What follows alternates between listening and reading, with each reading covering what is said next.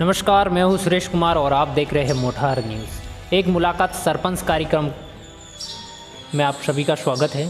आज हम पहुंचे हैं ग्राम पंचायत कोठार, जहां से यहां की सरपंच साहिबा बिकी बाई, जिनके प्रतिनिधि के रूप में हमारे से जो बात करेंगे थाना राम जी, जिनसे जानेंगे कि किस प्रकार इन्होंने इस अपनी ग्राम पंचायत स्तर पर कोरोना जैसी वैश्विक महामारी में अपने ग्राम पंचायत स्तर पर रणनीति बनाई, व्यवस्थाएं की, ताकि अपने यहाँ पर संक्रमण से बचा जाए।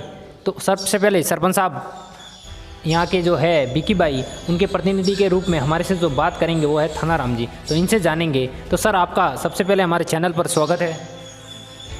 आपका भी कोटार गांव में पधारे मोटार न्यूज़ का भी स्वागत करता हूँ। तो सर, हम ये जानना चाहेंगे कि आपके द्वारा आपकी ग्राम पंचायत में किस प्रकार से रणनीति बनाई गई और व्यवस्था की गई, उसके बारे में हम जानना चाहेंगे। सर, हमने शुरुआत में जैसे लॉकडाउन हुआ था पूरे देश में, उस समय एकदम आवाजाही पूरी बंद हो गई थी। गांव में से लोग बाहर निकलना बंद हो गए थे। उसमें लोगों के खाना पीने की व्यवस्था एकदम हालत खस्ता हो गई थी, दुकानें बंद हो गई थी। तो हमने जो गांव स्तर पे जो कोर कमेटी बनी हुई है, तो पीओ साहब, हमारे ग्राम सेवक जी और गांव के जो मौजूद आदमी है, जो भामाशाह, जो उनसे सहयोग मांगा, तो सभी ने उत्साहवर्धक रूप से हमें सहयोग किया। और सहयोग कर जो भी प्रवासी बंधु बाहर से आए थे और जो ऐसी स्थिति में लोग थे जिसके खाने पीने के लिए कुछ व्यवस्था नहीं थी, तो हमने हमारे ग्राम स्तर पर भामाशाह के सहयोग से लगभग 150 किट एकत्रित कर ज़रूरतमंदों को वितरण किए थे। सर, आपने ये बताया और हम आपसे और भी जानना चाहेंगे कि सर, आपके यहाँ अभी तक जो बाहर के प्रवासी आए वो लगभग कितने प्रवासी आए और उनके लिए आपने किस प्रकार से व्यवस्था की? जब हमारे यहाँ लगभग 700 प्रवासी आए हैं हमारी पंचायत में, और जैसे वो लोग जैसे आए यहाँ, तो आने से पहले पूर्व में उन लोगों ने हमारे से कांटेक्ट किया। हमने उनको सर्वप्रथम हॉस्पिटल में जाने की बोला कि भाई आप वहाँ जाकर के स्क्रीनिंग कराएं। उसके बाद में पंचायत स्तर पे कोर कमेटी बनी हुई है, तो उसमें वो स्लिप ला करके जमा कराएं ताकि उनका नाम रजिस्टर हो जाए। और उसके बाद में जैसे जैसे व्यक्ति ज़रूरतमंद को, उस दरमियान में हमारी पंचायत कोर कमेटी और भामाशाह ने उसको सहयोग किया। साथ ही उनको बाहर नहीं निकलने की भी हिदायत दी कि भाई आप जैसे बाहर से आए हैं तो 10-15 दिन जैसे गवर्नमेंट की व्यवस्था के अनुसार आप अपने घर पर क्वारंटाइन में ही रहें। बिल्कुल। तो सर, हम और भी जानना चाहेंगे आपसे कि आपकी ग्राम पंचायत स्तर पर कोई कोरोना पॉजिटिव केस आया सामने अभी तक? नहीं, हमारे मालिक की दया से कोई नहीं आया और सब स्वस्थ है। बिल्कुल, यहाँ पर अभी तक कोई पॉजिटिव केस नहीं है। बहुत बढ़िया बात है।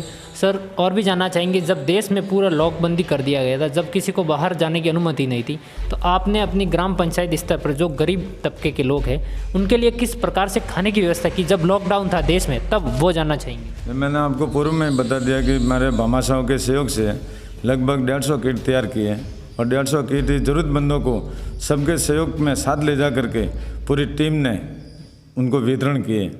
और कभी आप बाहर नहीं जाए और आवश्यकता हो तो हमें पंचायत को सूचित करें, आप किसी तरह की कोई तकलीफ नहीं देखें।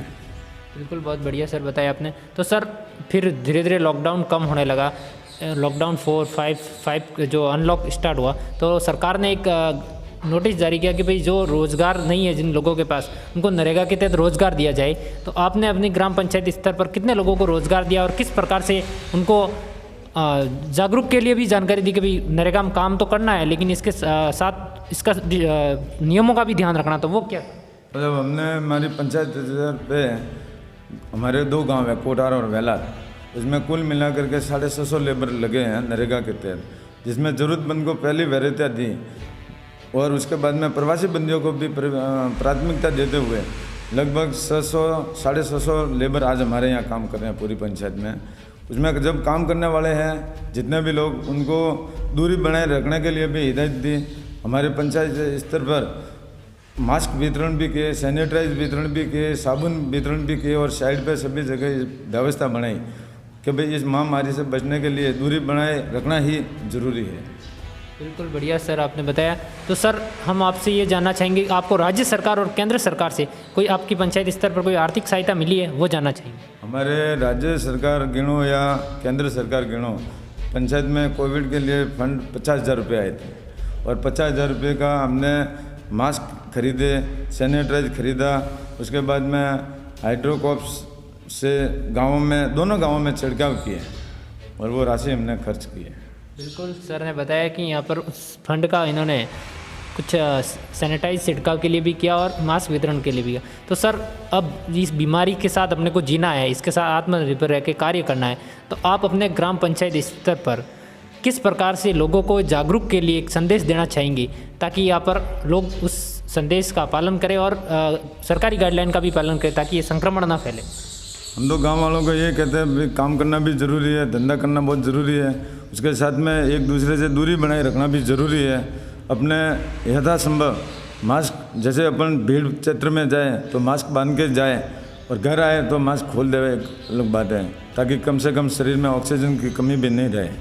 इस प्रकार से हमने सबको हिदायत दी है। बिल्कुल, बहुत बहुत धन्यवाद सरपंच साहब, आपने हमारे से बात की और समय निकाल के हमारे को इतना समय दिया। आपको भी बहुत बहुत धन्यवाद कि आप हमारे तक पहुँचे और हमारी भी कुछ सूझबूझ ली है, इसलिए आप मोटर न्यूज़ का बहुत बहुत धन्यवाद।